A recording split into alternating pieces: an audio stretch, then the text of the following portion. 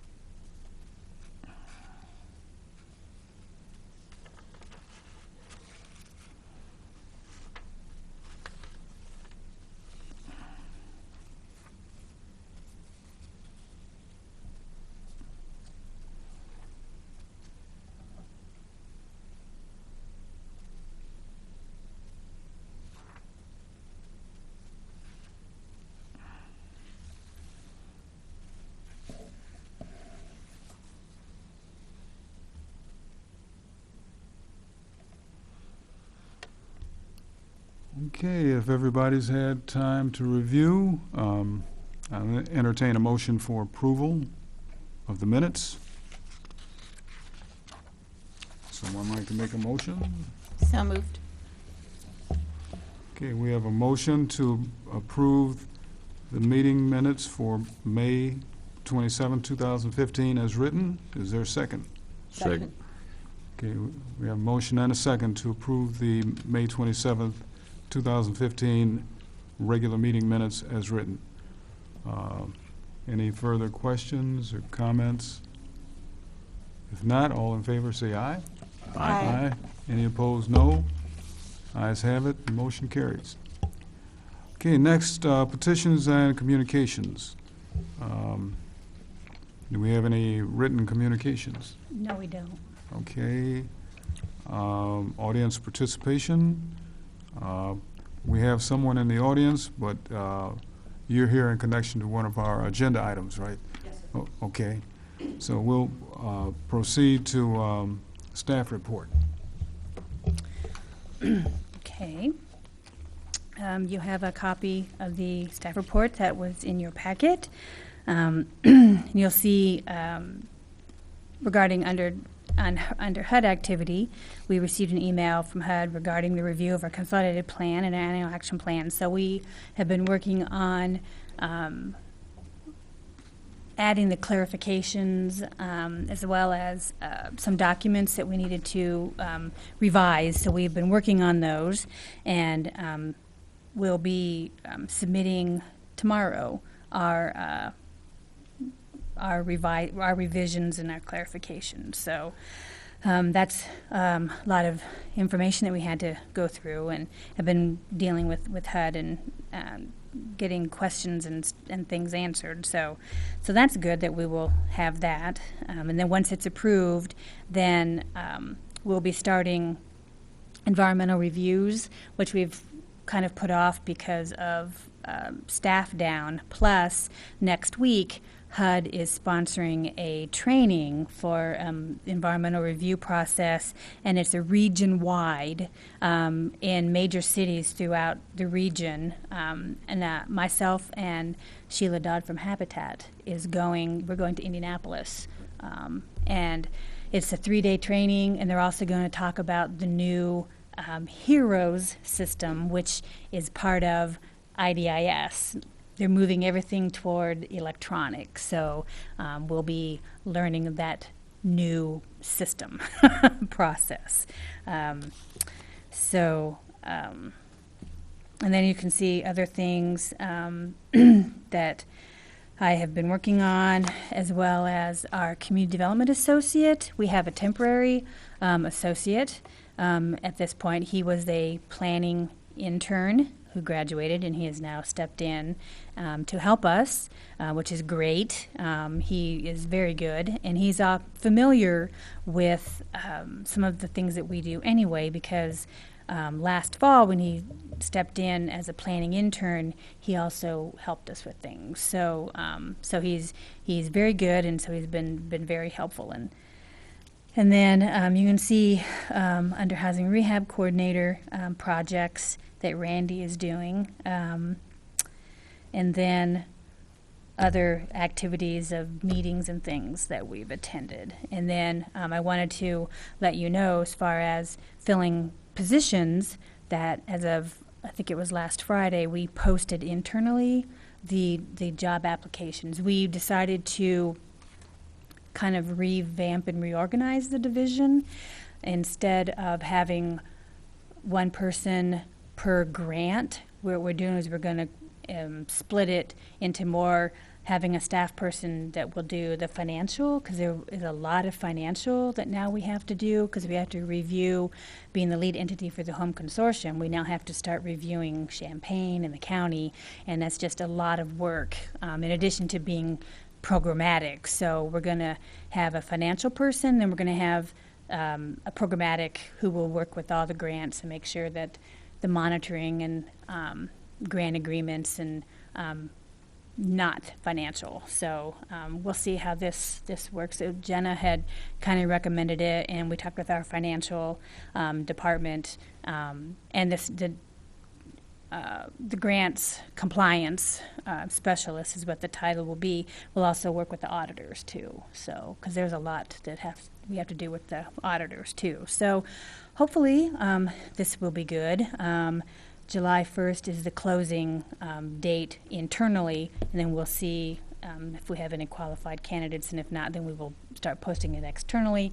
And there are a lot of good sites that we have been, we'll be putting the ads on. So hopefully by fall, if not earlier, end of summer, maybe we will have some people. So, so that's my staff report. Excuse me. Yes. Under other Boneyard Creek permit support. That is some of those other things are our associate is still kind of helping and wrap up some of the things in planning division.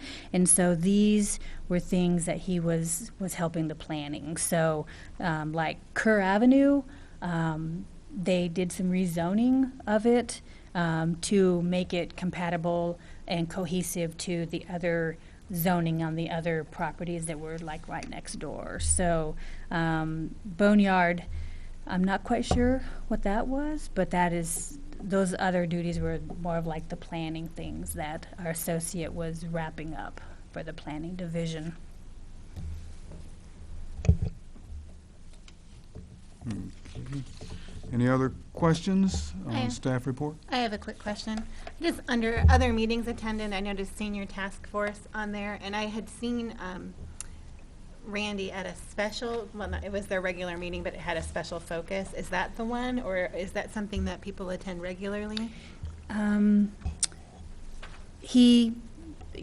Yes to both, actually. Okay. Yes, he was at the special one, but that is one of the things that he is to attend that. Okay. He might miss one or two because of other appointments that maybe come up, but that is something, because of the AG and the emergency grants and access grants and dealing with seniors, we thought that that was a good fit for him to attend. And normally he does, but he was, definitely at that special meeting.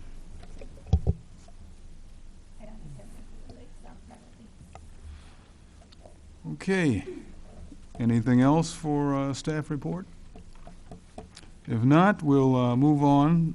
Next item on the agenda is old business.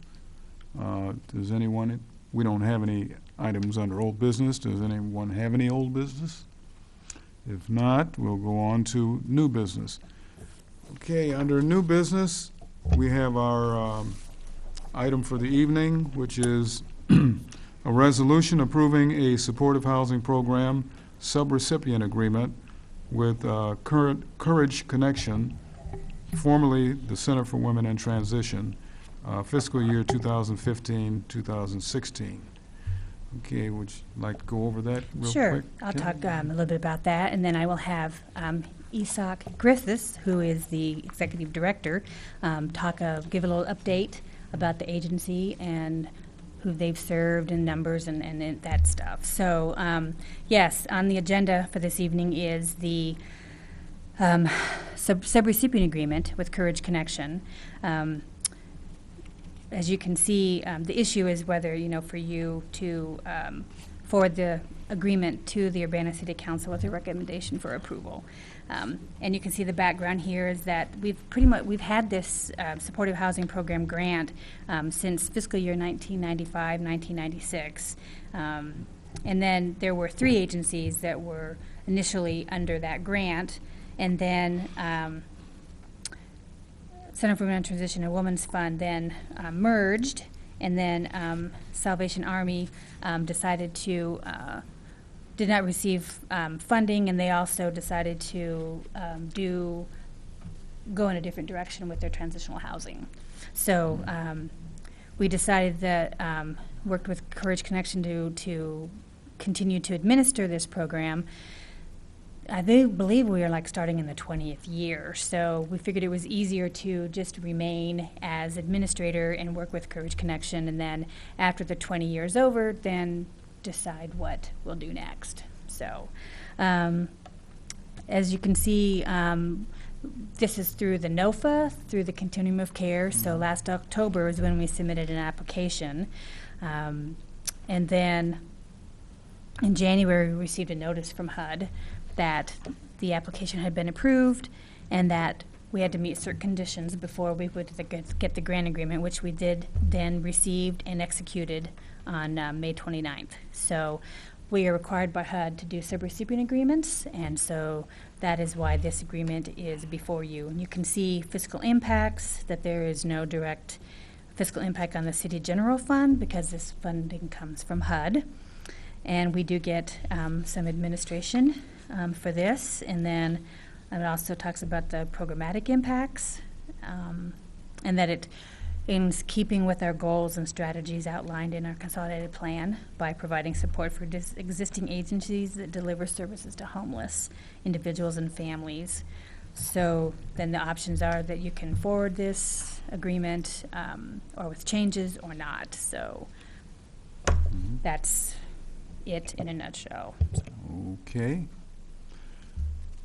Well, If you have any questions, or if you want to wait until Isak can talk about, give her a little presentation, and then if you have any questions for us, then we can answer. Okay. how do you spell your first name?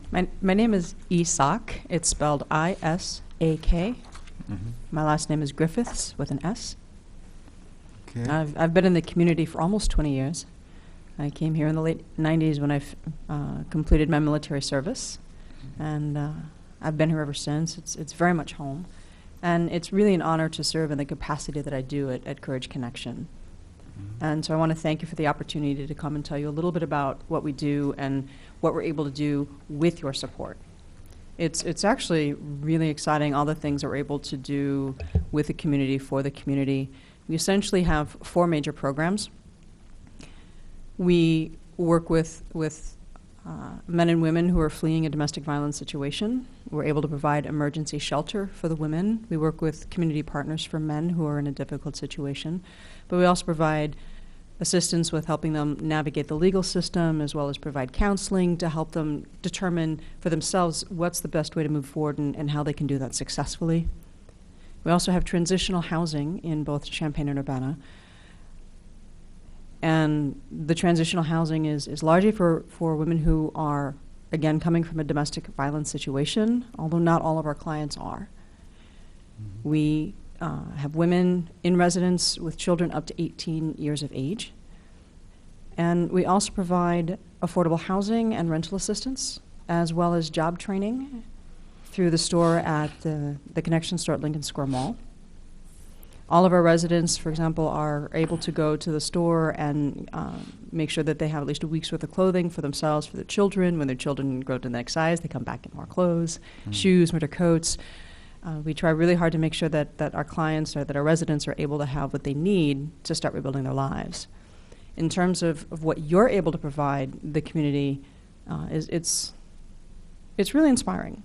Because of the funding that you provide, our staff are able to meet with the residents one-on-one and work with them in terms of what they need personally to rebuild their lives. And then to help connect them with local resources so that they can be successful. We also work with them on increasing their education, getting back into school, increasing their hireability as well as their employability, because those really are 2 different things. We want to make sure that they're able to not only get into the workforce, but to develop those skills so that they can rise and improve the work situation so they can be sustainable. We also work with them on developing life skills, parenting skills, and whatever else they feel that they need in order to be successful. You also help fund our maintenance staff, and the amount of money they're able to save the agency it's really stunning. It's in the last fiscal year it was several $1,000s because they have the ability to do a lot of the maintenance for heating, for cooling, for light construction. They went through and were able to replace, thanks to a group at the university, all of the fixtures in our offices for better energy efficiency and other sorts of updates like that. In the domestic violence clients in particular, you also support the counseling services. And we have counseling services for women and for children as well as for men. And to put numbers to it, you've helped provide shelter and services over the last year for about 100 women about 100 women, about 50 children leaving a domestic violence situation, in addition to another 50 families. And it's not just about having a safe place to stay. It's about, once you've made a decision to leave, what you can do to rebuild your life so that you have additional options for yourself and for your families. In terms of the store, it was started in 2008, and we expanded in 2013. And the store in the last fiscal year Looks like it's going to contribute about $20,000 to programs. So it's also an additional source of revenue, including training that's eligible for our clients. We also work with folks who are coming out of the Department of Corrections or who need community service through the store, as well as many volunteers.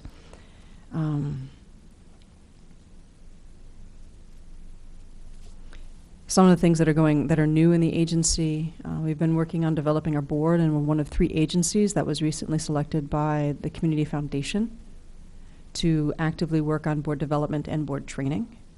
That's a great opportunity for us. And we've been able to promote from within several key positions, including 3 of the positions that you fund. So we're also working on employability and job preparedness within the agency for people in the community in addition to the clients. We've been working on developing relationships with other communities, agencies in the community, to make sure that we're doing a really good job in terms of referring between agencies, but also looking at what more can we do for our clients. We're one of the groups working with Urbana Adult Education for a long-term project to help folks who haven't had the same level of education initially, or perhaps have had some challenges but are really ready to create a new future to get into the construction zone, targeting women especially. And it's a great opportunity potentially because that program could provide, make sure that they're able to finish getting either the high school diploma or their GED while providing childcare, while helping them actually earn a certificate for construction. Also working with some of the other local agencies. The Hilton Garden Inn is working with us, for example. They were able to reach out and specifically say, is there anybody there that we can interview? So we're actively working with folks in the community to provide as many resources as we can for the folks who are in residence with us and rebuilding their lives. It's not enough to have a place to live. You have to have a plan to move forward. And we want to make sure that we're able to do everything that we can so that our residents, that our clients are able to do so. Last year we also had about 50 men who were clients. Most of them came to us for assistance navigating the legal system because they were in a situation of domestic violence and needed some help to make sure that they were able to protect their own rights. We have a great history here in Champaign-Urbana. The domestic violence facility in particular, it was the first women's shelter. It's the oldest women's shelter in the nation. 1971.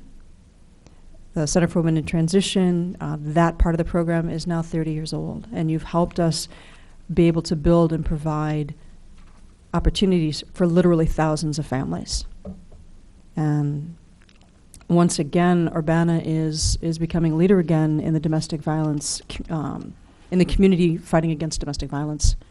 For example, I sit on the operations committee for the Illinois Coalition Against Domestic Violence, and part of that responsibility is working with domestic violence agencies, support agencies, advocacy agencies around the state to determine where is it we go from here. So some of the things that are changing in terms of that conversation is not only are we here to advocate for victims, what can we do to help address the problem of domestic violence? How do we really get into the business of prevention as well? In fact, I'm leaving in the morning to go to Wisconsin.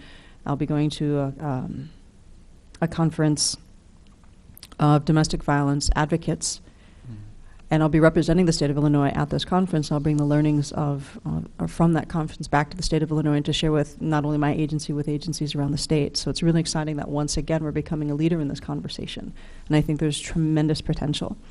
So again, we wouldn't be able to do what we do without your support, and I hope you understand that not only are you providing shelter, you really are providing opportunities for people to rebuild their lives and create a kind of success that they'd never had before. So thank you. Any questions? Questions? I have a question, ma'am. What kind of outreach do you do? I've noticed if it's not a prerequisite, if domestic violence isn't a prerequisite, what kind of outreach do you do as far as, I've seen a lot of homeless people at some of the public places like the libraries. So do you all have any outreach with them? Because there's a need. It depends. A lot of times what you're seeing are folks who are chronically homeless. And At Home, CU at Home, is primarily the agency in town who works with the chronically homeless and does a lot of that outreach, including the Phoenix Center in downtown Champaign.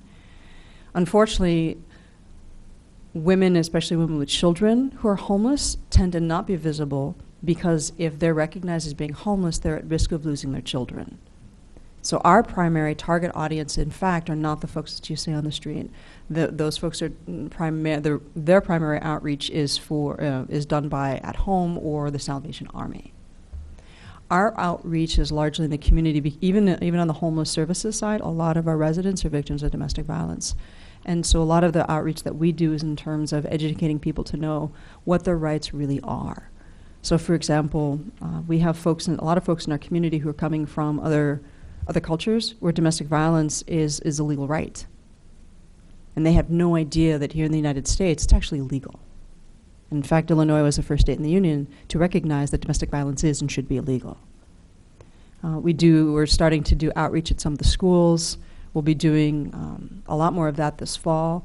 There's a national effort that's funded by Verizon Wireless to get high school students talking about domestic violence, about teen dating violence, help them understand what it looks like and what they can do for themselves and for each other. We also work with the local police departments, as well as with the university, the Women's Resource Center, as well as with community agencies around, making sure that the agencies that would refer clients to us know who we are and what we do and how we can help. And then, of course, coming and talking with lovely folks like you. Okay. Yeah, I was wondering if there are any, what are the age limits of your clients? Are there age limits or Not really. or financial income limits?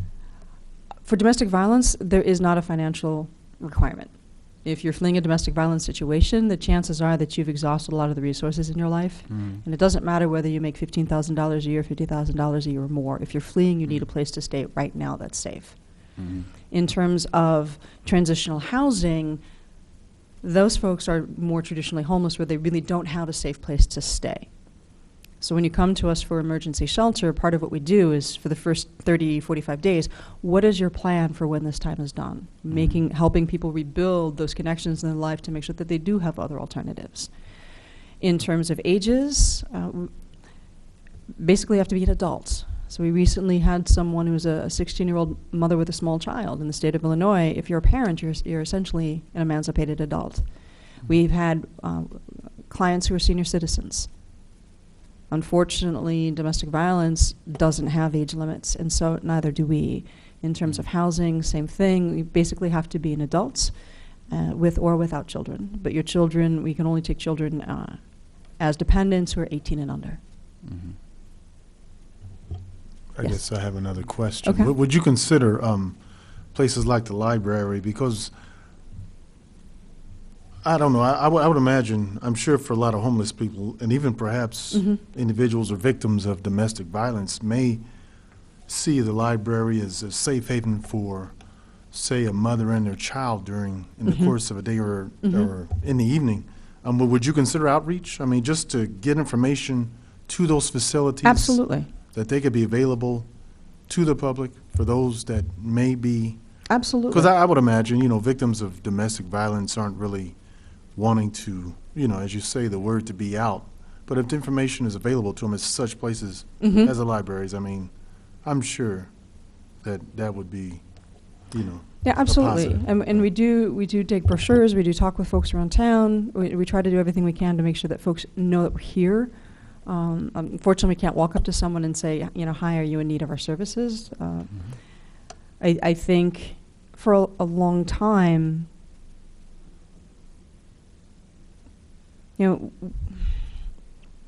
I think we're doing better in terms of people learning who we are and what we do. I think we have work to do in terms of that.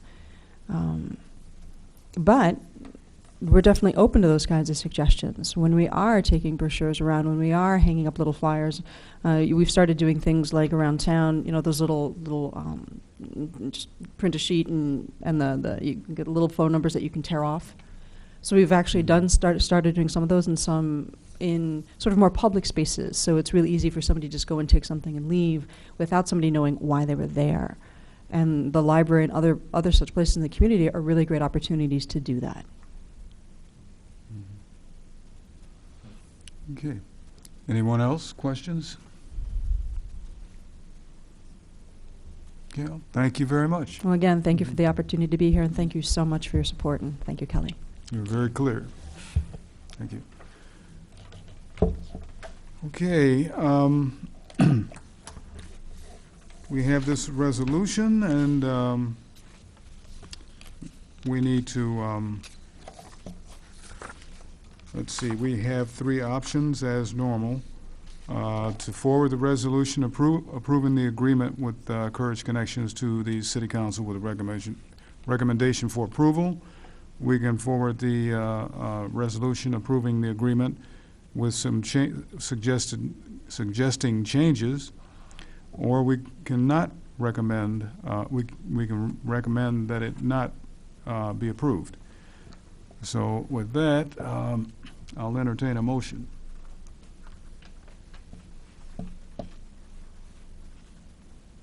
I move we forward the resolution approving the agreement with Courage Connection to the Urbana City Council with a recommendation for approval. Okay, is there a second? Second. Okay, we have a motion and a second to forward the resolution approving the agreement with Courage Connections to the Urbana City Council with a recommendation for approval. Any further questions or comments? Just a clarification comment, maybe on some of the language or the terms in the actual subrecipient agreement, starting here, Kelly. Starting with the green agreement itself there on the page 1. Okay. I know what it all means in there, but it starts off with identifying the Courage Connection is to be herein after the subrecipient. Uh-huh. And then in the next paragraph, it identifies them as hereinafter to be the participating organization, which it calls it the participating organization for half of that page and then switches back to the subrecipient. So it's kind of bouncing around. Okay. And once you get to page 4, in item D, we have a recipient appearing who isn't identified in the definitions on the front. And then we get to section 7 on page 5, and we've got a subgrantee appearing a couple of times in the first paragraph. Okay. So I think it's all good stuff. We probably just need to pick one. Sure. Well, yeah. Consistent. Yeah, if you, under section 6, starting with, A through B, C, D, that is directly out of Right. the regulations. Right. So that, that part I understand, but the rest of it, if it goes back to subrecipient for all Yes. of those, it'd probably make more sense. I will definitely make sure to pick one of those and make sure that it's consistent throughout the agreement. Thank you. Okay, any other comments, questions? If not, all in favor say aye. Aye. Aye. Any opposed, no. Ayes have it, and the motion carries. Okay. We have no study session this evening. Are there any other items that the commissioners, any commissioner would like to present at this time? Hearing none, meeting is now adjourned. Thank you for your participation.